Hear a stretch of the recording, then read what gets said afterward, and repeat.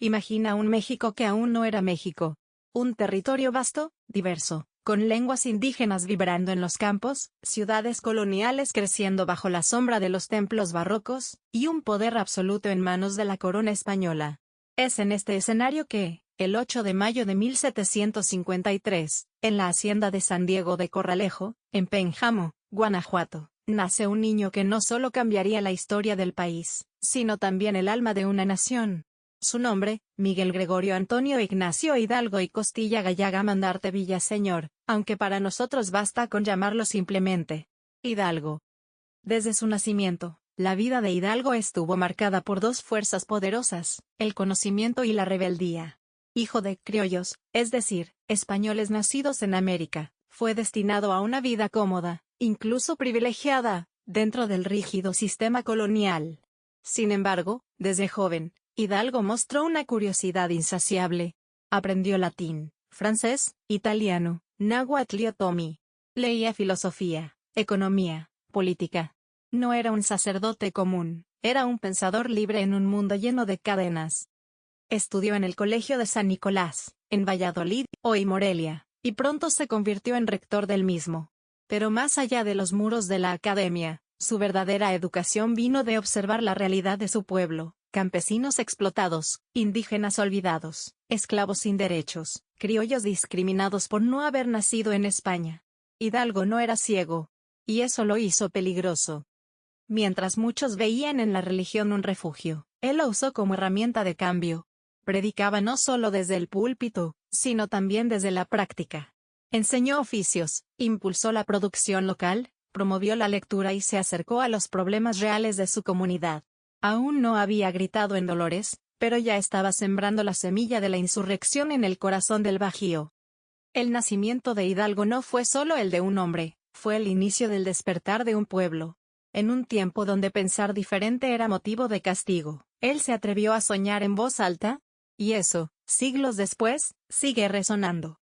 Cuando uno piensa en un sacerdote del siglo XVIII, es fácil imaginar una figura rígida, sumisa a la corona y al dogma, más interesado en el control que en la liberación. Pero Miguel Hidalgo rompía ese molde con cada paso que daba. Mientras otros predicaban obediencia, él hablaba de justicia. Mientras otros se quedaban en los salmos, él debatía sobre economía, filosofía y política. Era, sin exagerar, una bomba de ideas en tiempos de censura. Su etapa como catedrático en el Colegio de San Nicolás lo consolidó como un referente intelectual. Pero lo que realmente lo distinguía no era solo lo que sabía, sino cómo usaba ese conocimiento para cuestionar el mundo que lo rodeaba. Leía a los enciclopedistas franceses, conocía las ideas de la Revolución Francesa, admiraba la independencia de Estados Unidos y, sobre todo, creía que la razón y la libertad debían guiar a la sociedad. Un pensamiento así, en una Nueva España dominada por el absolutismo y la Inquisición, era prácticamente una provocación. Cuando fue enviado como párroco a Dolores, un pequeño pueblo en Guanajuato, muchos pensaron que era un castigo, un intento por silenciar sus ideas. Pero Hidalgo no lo vio así. Lo convirtió en su campo de acción. Comenzó a trabajar directamente con los campesinos, les enseñó a cultivar la vid, a criar gusanos de seda, a fabricar loza y ladrillos. Desarrolló actividades económicas alternativas que desafiaban los monopolios de la corona. Su parroquia no era solo un espacio espiritual, sino un centro de formación, producción y resistencia silenciosa. Y en medio de este activismo, Hidalgo no ocultaba su rebeldía personal. Tuvo hijos, aunque era sacerdote, discutía abiertamente con sus superiores eclesiásticos, y mantenía relaciones cercanas con personajes que serían clave en la futura lucha insurgente. Era un hombre complejo, humano, contradictorio, pero profundamente comprometido con su pueblo. Lo que muchos no entendieron en su tiempo fue que, bajo la sotana, se escondía un revolucionario en formación. No uno con armas todavía, sino con ideas. Hidalgo era incómodo porque pensaba libremente en una época que premiaba la obediencia. Y lo más peligroso de todo, enseñaba a otros a pensar igual. Así, en cada clase, en cada sermón, en cada conversación, iba tejiendo una red invisible de conciencia que un día estallaría. Hablar de Miguel Hidalgo es hablar del momento exacto en el que la palabra se convirtió en pólvora. Porque durante años, su voz fue una herramienta de cambio, pero él sabía, como lo sabían tantos otros inconformes, que los sermones no eran suficientes para romper cadenas. Las ideas iluminaban, sí, pero no bastaban para derribar un sistema que había convertido a millones en súbditos sin derechos.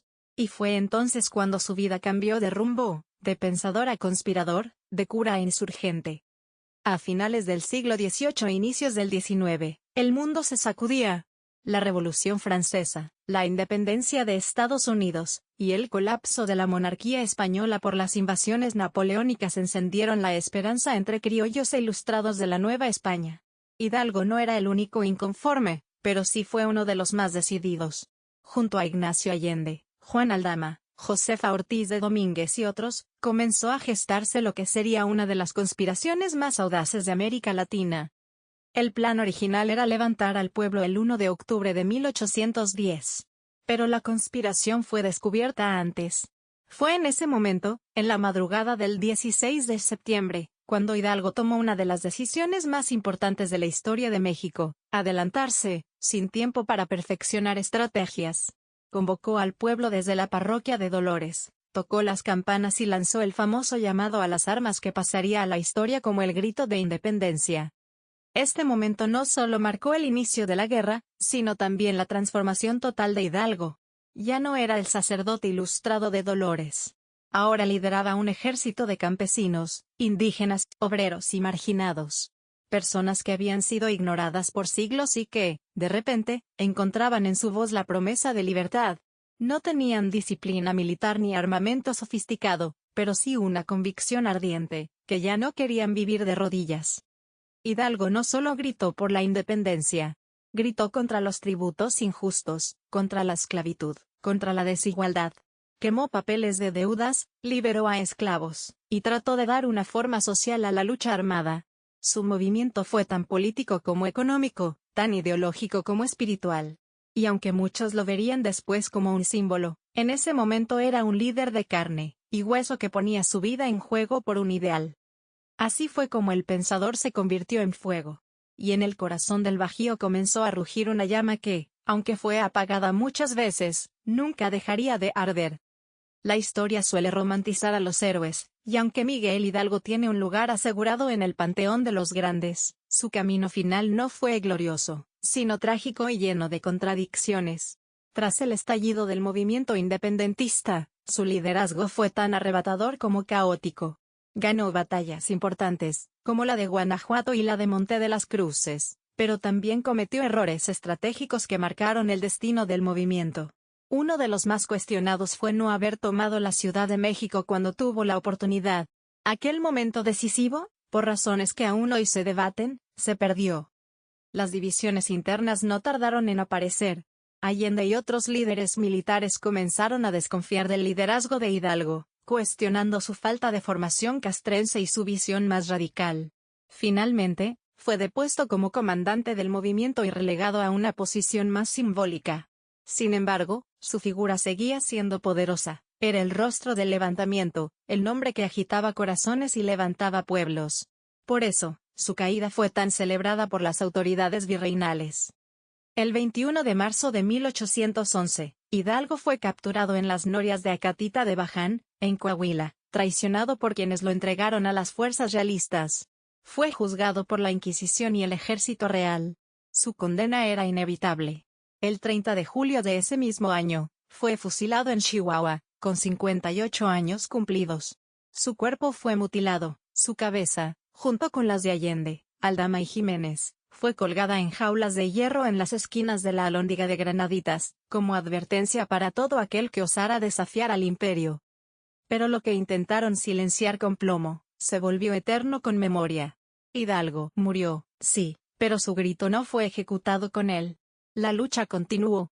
Otros líderes tomaron la estafeta y, una década después, la independencia fue consumada. Muchos lo vieron como mártir, otros como fanático, pero lo cierto es que, desde su nacimiento, Hidalgo fue un hombre adelantado a su tiempo. No solo quiso liberar un territorio, quiso emancipar conciencias. Y es ahí donde reside su legado más profundo. Porque más allá de las armas, de los discursos o de las derrotas, lo que Miguel Hidalgo dejó fue una idea, que ningún imperio es eterno, y que cuando un pueblo despierta, ya no puede volver a dormir. Esa idea, nacida con él en 1753, sigue respirando entre nosotros. Cada septiembre, en cada plaza, escuela y esquina del país, su nombre resuena con fuerza: Miguel Hidalgo y Costilla, el padre de la patria. Pero, ¿realmente lo recordamos como fue? ¿O lo hemos convertido en una figura de bronce, congelada en el pedestal de la historia oficial, lejos de sus contradicciones, de sus errores, y de su humanidad profunda? Porque Hidalgo no fue un héroe perfecto. Fue, más bien, un hombre valiente en tiempos imposibles, y eso lo hace más digno de memoria. Hoy, al recordar su nacimiento en 1753, tenemos la oportunidad de mirar más allá del grito, más allá del retrato solemne en los libros de texto.